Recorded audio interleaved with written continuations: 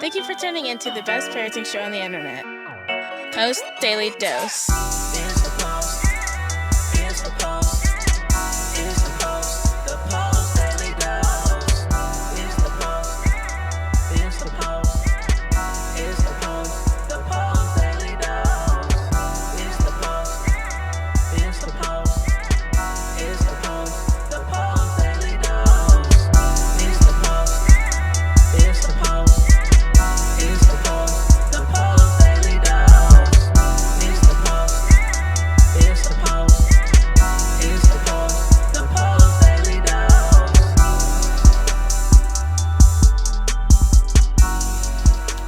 Hey there, Post+Institute. This is Christy Saul, the co-founder, coming at you live with the best little parenting show on the internet. I hope you guys are doing amazing today. I want to start by, of course, plugging these books real quick. Brian's book, From Fear to Love, that you can get at feartolovebook.com. That's the best place to get it. Best price, plus there's some super little bonuses that you get. You get a bonus audio version along with a bonus podcast when you purchase from that site. And then here's the awesome companion workbook, currently only available in print at Amazon.com, but I am working on it, man. I'm working on it. I've just been a little bit busy with a few other things that are a little more important, right? Like last week, being at the hospital with my daughter. That was a pretty big and pretty important deal. I just want to pause for a minute on that and just express, I got to tell you what, if you would have asked me when I was 17 or when I was 25, if my life in my 50s was going to look like it does now, I will tell you what, I had no idea. No earthly idea that it would look the way it does. But I will tell you, I feel completely blessed. I have so much gratitude to be the co-founder of the Post+Institute, to have an avenue to take care of my family that doesn't require that I clock in on someone's clock every shift, and that I don't have to account to somebody every time I'm going to be gone for an extended period of time. And I know it's just like the most beautiful blessing ever.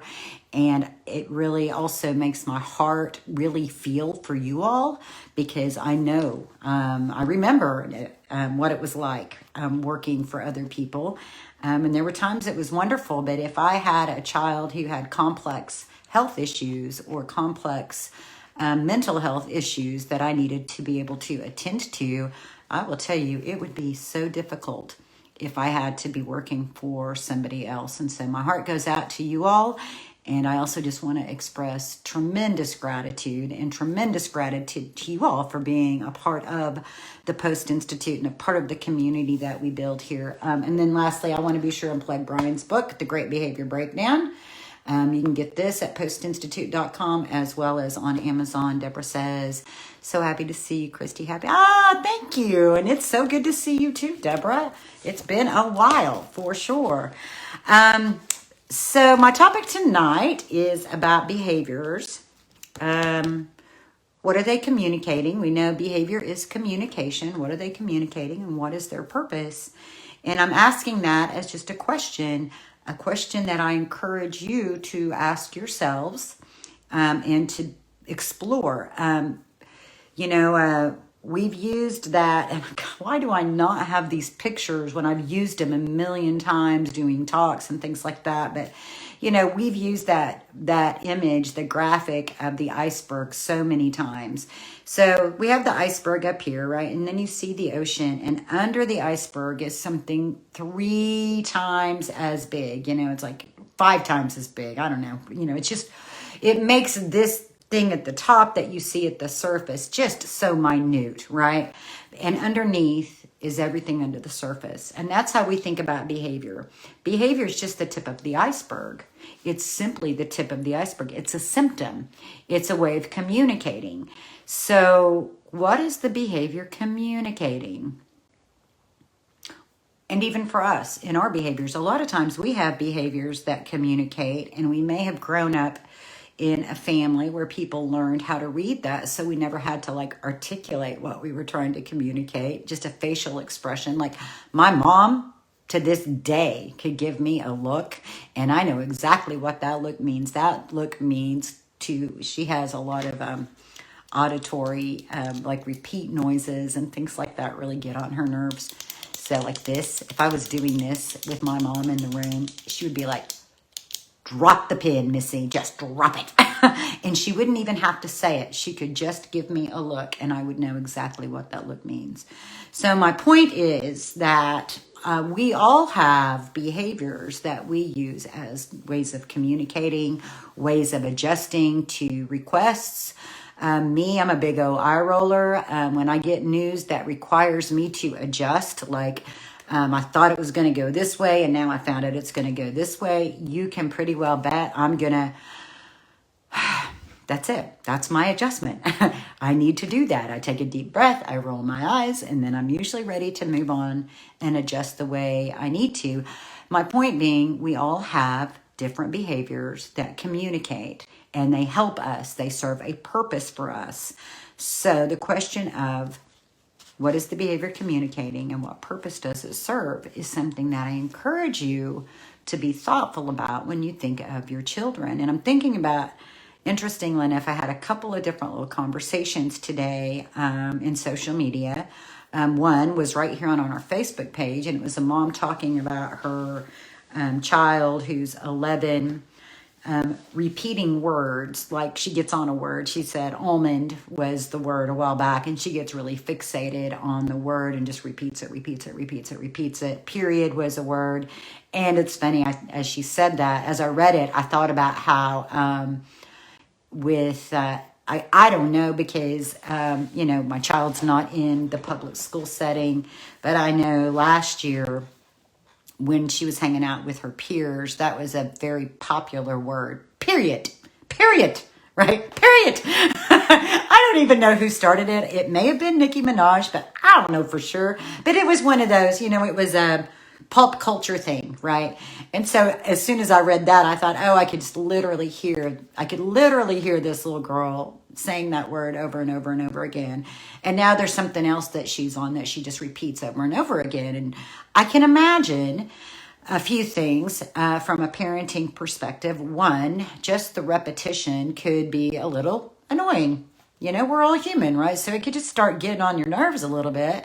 That would be one piece of it. And then I think sometimes too, we begin to get anxious for certain behaviors that our children demonstrate because we get afraid of what their peers will say or what teachers will say or how is this going to get them in trouble or how is it going to affect their social life, right? So there's a couple of different layers of like the anxiety factor and the fear factor that we parents can get into with regards to certain kinds of behaviors. Now, one of the things that I tend to go towards, especially for our children who have been through so much, is if the behavior isn't dangerous to themselves or anybody else, I just don't put it at the top of the list of my concerns because there are so many other things that can catch our attention. But with this particular story, what struck me was it felt like, how little kids will repeat a word over and over and over and over and over and over. And I'm sitting here doing that over and over and over and over. And as I do it, just in that little amount of time, it starts sounding a little different. Do you guys remember doing that? Or was that just me? Well, if you've never done it, I encourage you to give that a try. Just pick any old word and just repeat it over and over and over and over and over. And after just a little bit, it starts to sound like an entirely different word. And it's just kind of a funny little thing to do. And little kids do that a lot. I would say, probably from about, 3 or 4 to probably about 8, And then, for whatever reason, that sort of wears out its uniqueness and it's just not so much fun anymore. And so for this person in this story, they're 11. And so then if we think about the possibility of regression because of trauma, then really it's not that unusual. Now that I stop and think about it, it's not really that unusual of a thing for someone who's maybe 7 or 8 to be doing, right? So what I encouraged was not to get too worried about the behavior, but to, 1, notice when it happens. because if it has anything to do with anxiety or nervousness, then that would be important to know, wouldn't it? If it's a behavior that's triggered by things that are making her nervous or anxious, that'd be good to know, just so then you know that there are things making her nervous or anxious. I also encourage like the thinking of it, like how little kids do that over and over, because it's just sort of entertaining at the brain level. And it's like exploring linguistics, and how funny that is. And then the other piece of it was just thinking about the purpose that it almost felt like if you think of some of the behaviors that people think of as self-stimming, right? Self-stimulating behaviors, self-soothing behaviors. It could be something that is soothing to her, almost like verbal rocking, because it's repetitive and it's rhythmic. Just because it's coming out of the mouth doesn't necessarily mean it doesn't have the same impact for that child. So it just, in sharing this, it's just like this process of exploring what does it feel like to be behind. And so then I also encourage the mom to try it, try it, maybe not while the child's around. Like, you don't want to be doing it in a way that's like making fun of or anything like that, or being sarcastic, because that can hurt. But just to try it and see what it felt like to her, because that might give her an avenue. It may give her a different perspective of the purpose that behavior serves. I remember Brian talking one time, and the way he said it just made the most perfect sense. And I could remember actually working with families when I did home-based therapy, having this same thought. We think about different behaviors or different activities that our children are engaged in that we are worried about, like gaming, being on their phone all the time, social media, or just different things that they're doing repetitively that may be getting on our nerves. And I remember, if you're going to try to extinguish a behavior, you need to know the purpose it serves, and you need to be ready to meet the need it serves. That there may be a need being served by the behavior. And if you just try to take the behavior out, then you're missing the point that there was a purpose being served. So we have to understand a little bit about what the purpose is, what the need is that's being met. And then that puts it in our lap as the adults to see if we can find other avenues for the need to be met, if we're going to try to invite our children out of certain behaviors. So I'm thinking about in our Levolution program, and if you're not familiar with that, that's really cool. And I'll put the link in the comments, but we actually have a platform called the New Parenting Levolution. It has about, probably over 50 hours of education, videos, podcasts, webinars that Brian has done. It's just really incredible in terms of the amount of content that's available to the members. And then we also have a private Facebook page where parents can come talk about a specific issue or a specific challenge, and really you get feedback really quickly. And it's still a relatively small group. There's less than 100 parents and professionals involved, and we have some really good, well-trained post therapists who are on that platform, and I chime in too. And so a mom she just came to vent. She was like, oh my God, I'm so frustrated. It's like everything we do, everything I try to do, it feels like there's all this sort of friction and this argumentative style of relating. And I found myself thinking,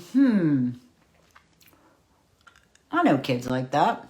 I've had a lot of kids like that in my life. And now that I think about it, it can be so frustrating, because you just want to be able to give an instruction or help them do something that they don't know how to do, and be able to just make it no big deal and go on about your business.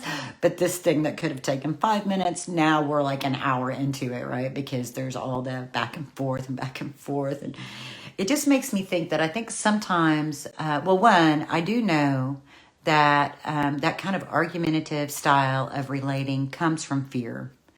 That any places that you find yourself in that energy of where you feel like you're battling for control with your child, issues of control are rooted in trust and safety. So if you see that coming up repeatedly, you don't always have to address the trust and safety right in the moment, although you can. You can actually say things like, I can tell it's hard for you to trust what I'm saying. That's easy, right? You just say, I can tell it's hard. And then You just say that, you can just feel all of the anxiety, even that we have as adults in that moment. You can just go, it just deflates. Whoosh, just deflates it so quickly. So to be able to say, I can tell you're having a hard time trusting what I'm saying, or I can tell it's hard for you to take these directions that I'm trying to give. That's all right. And then just leave that, just to sort of take the air and the energy out of all that anxiety that's coming up. And remember when we were looking at the Great Behavior Breakdown last week, and we were talking about chores, and we were talking about, we feel like we're asking something that's completely non-threatening, to go brush your teeth. Go brush your teeth. Well, what we don't realize for many of our children, one, like in the book, it just spelled this out so beautifully. So you're asking them like to leave the television or to turn the TV off and go brush your teeth. Well, we know when we stress, we regress. So let's assume that this child might be regressing to a place that's 2 or younger. And so then we're thinking about 2 or younger and realizing that's very concrete thinking. So they may even slip down into a place where the television going off feels like the TV is never going to come back on again. So wow, that's a big deal. That could be really triggering and anxiety provoking. Then we're asking them to transition from being in the living room to the bedroom, or the bathroom rather, to brush their teeth. Well, if that's a really big deal and that's a really big issue for your child, and you could actually put a cup of water, 2 cups, and I only know this because for a while I didn't have a sink that my daughter, who's mobile by wheelchair, could get to. So you could actually brush your teeth at the kitchen table. You get 2 cups. One has water, one's empty. You brush your teeth, you spit in one, rinse with the other, spit in the cup. We're done. Then they never even had to leave the room. I don't know. That just popped into my little pea brain. But let's just imagine for our kids, and you really want them to use the bathroom or to brush their teeth, then they have to transition from being in one room to the other room. Well, we know for our kids, transitions are really difficult. It takes a lot, For me, I can transition with a roll of my eyes and a big sigh. There's still a part of me that's like that little 16-year-old, right? I'm in my 50s and I still roll my eyes and sigh for that transition and that adjustment. So we have to give them space. We have to give them space to adjust to that request so they can go in. And then imagine if your child has any sort of hypersensitivities to touch. I know a lot of our kids have issues with taste, touch, things in their mouth. All of that can be a really big deal. In fact, I remember talking to a company about a year ago, and they had some special toothbrushes that were supposed to be helpful for children who had oral sensitivities. A lot of our kids do. A lot of our children have oral sensitivities. And so then you've got all of this anxiety about going into the bathroom and brushing your teeth. And then you come out and then somebody smells your breath to make sure you really brushed your teeth. And baby, so something that seems so innocent, such a little request. Do you see how it became a really big deal just in this conversation? And that's not even exploring every single in and out. So even saying, I get the feeling that it's a little scary. I get the feeling it's a little scary to leave the television right now to go brush your teeth. Let's go do it together. Let's go do it together. Let's go do it together. For many of our children, finding, having your finger on the pulse to be able to have a really strong sense of what their emotional age is in that moment is so very helpful. Remembering that when we stress, we regress. For a lot of children who come from tough places, day in and day out, their emotional age is, I find this so common, their emotional age is about 4 years younger than their chronological age. I don't know why 4 years is so magical, but I see it consistently.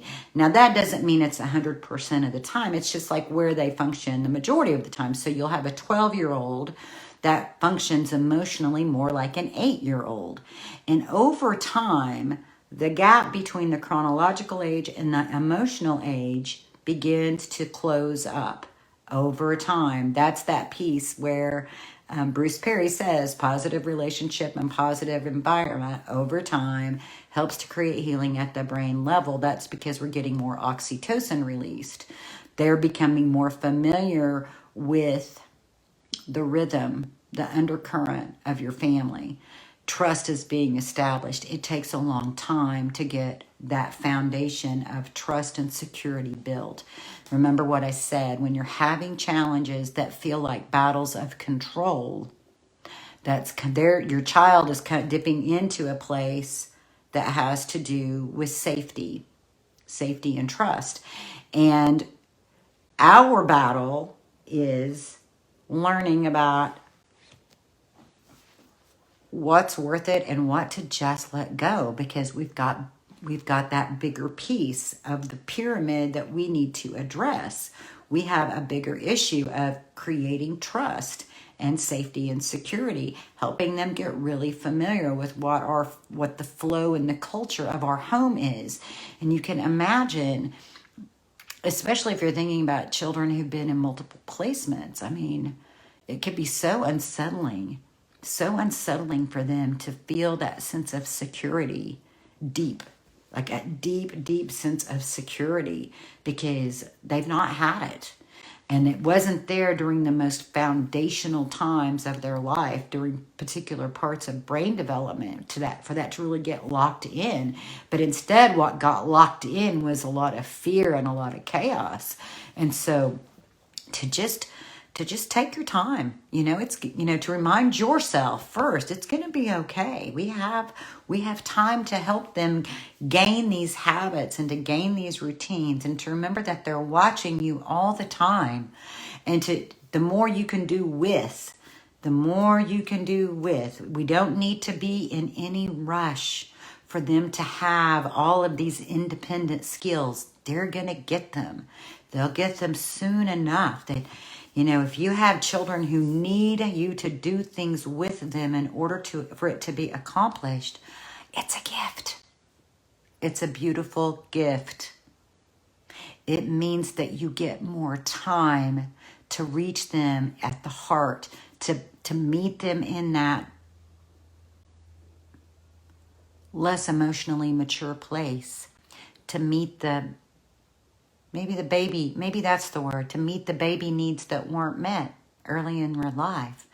That is a beautiful opportunity. It's an opportunity for you to create healing, and it's an opportunity for you to create relationship.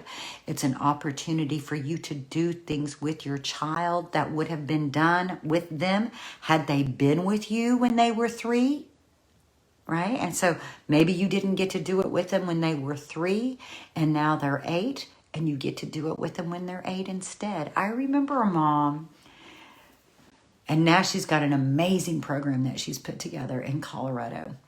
And she's adopted, her and her husband have adopted and fostered children over a long period of time. And they were asked to consider adopting a young man, or fostering a young man in their community that had been in a home. And there had to be a change. And anyway, we did some coaching together. Incredible couple.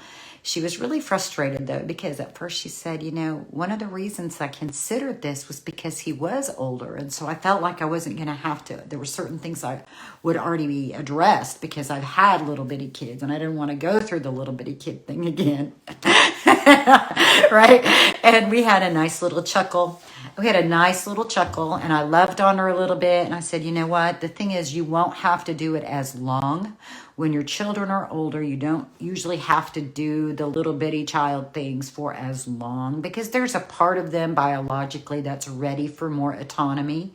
But if you'll go ahead and meet the need, meet them right where they're at in that emotional age, you'll watch them just soar from that foundation that you established by taking the time to do that.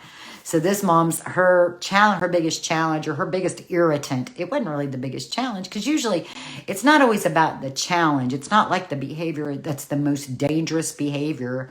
It's just the thing that gets on your nerves the most, right? So this was the thing that got on her nerves the most, was like the bathroom. She's like, I don't know what he's doing in there. It's like, when I go back in there, it's like there's just pee everywhere. It's like I feel like I literally have somebody in my house who just got potty trained. And it clicked. Like, I watched the light bulb. This woman is brilliant. I watched the light bulb go off for her right then. She was like, oh, I don't know why, but that's really what it feels like. So I'm going to start putting Cheerios in the toilet, because that's how I helped my little boys learn how to keep the pee in the potty and not get all distracted and it getting all over the place. And so she did that. She met the emotional age that she saw presented. So the behavior, listening to the behavior, what is it communicating to you? Is it communicating to you a place of emotional regression? If so, meet them at the emotional age presented. I think she told me she did the Cheerio thing for like, I don't know, maybe 2 months. Done deal. Issue solved. Problem solved. On to new things. So I hope this is an encouragement to put your investigative lens on. What is the behavior communicating and what purpose is it serving?